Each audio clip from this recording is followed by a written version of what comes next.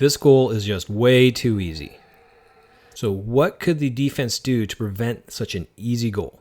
Well, let's take it back all the way to the beginning and see how it ended up here. So this is Newport Harbor versus Mater Dei. Mater Dei drew the man up. Mater Dei's in red. So they're going to get to the spots. Pay attention to the offensive shift and how the defense reacts. So ball now comes to the right. Offense shifts to their right. 4 spot comes up high. Defense shifts hard to their right, leaving him wide open. Now, you might have heard some weird numbers in there. I'm going to go over the numbering system that I use so that we can effectively do this breakdown. The lefty was at the 1 on offense. There's 2. That's the 3, 4 wing, 5 post, 6 post. And on defense, we have X1, X2, X3, X4, and X5. So now from the man up again here. So what we have 1 is going to take it in. He's going to break the 2-meter line.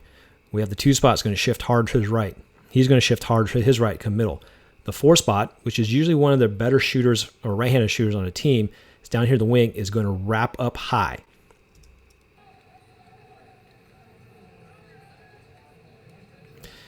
So what they wanted to get with this shift and what they wanted to get with this shooter is a good look on cage. Essentially, this is what they wanted. They wanted the 4 come up and have a righty in a strong pocket. 5 post kind of pushes the X4 defender out a little bit, so they has basically maybe 1 block here and the goalie to beat, or just the goalie if they get a good cross pass. And it's obvious that Newport Harbor is worried about him because X4 this is struggling because he's being held, but racing out there to put him down.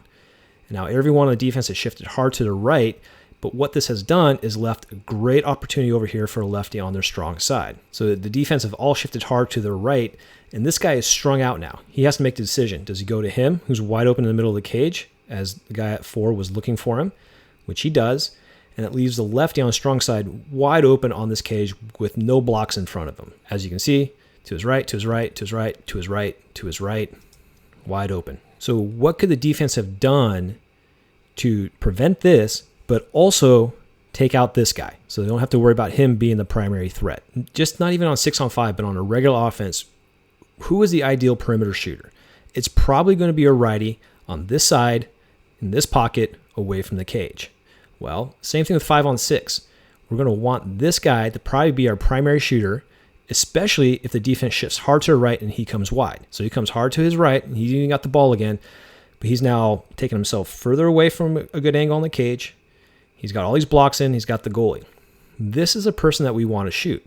We don't want him down here, and we obviously don't want him. So just to draw it up for it, make it easier, this is the guy that we want to shoot. Right-hander on the weak side and take himself wide outside the post. What the defense needs to do is have effective communication, and they need to call a counter rotation. Just a simple one on this simple shift. And a counter rotation looks something like this. Instead of X4 jumping out to here, he stays down the post. X5 picks up the 6 post. X1 is still here in his blocking lanes and helping lanes and passing lanes. X3 comes over and picks up the 4 high. X2 picks up the 3 guy who's come middle.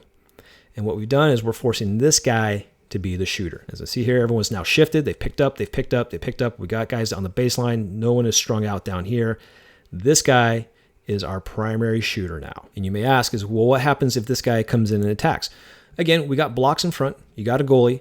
And this guy can put backside pressure and force him to kick the ball out here, where we still have blocks in position, or try to get up to here, where he can recover and then force the ball back over. Again, the key here is effective communication.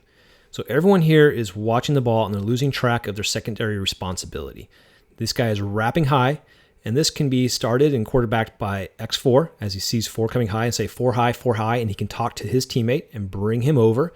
X5, he's staring at the ball, but he can also see this counter rotation and quarterback it. And here for the goalie, when you see shifts happening, you know they're setting something up on the opposite side. And a basic shift like a shift right or a shift left, you're trying to bring one of these wings high into a shooting pocket.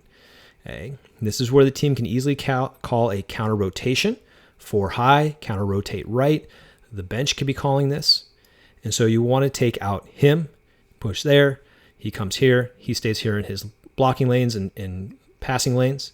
And we're going to force this guy to shoot. The basic shifts, secondary shifts, it's all based on strong communication. And part of that responsibility is the goalie recognizing when teams are shifting And when they are rotating, they are setting something up on the opposite side of where the ball is. For more game film breakdowns, please visit thewaterpologoalie.substack.com.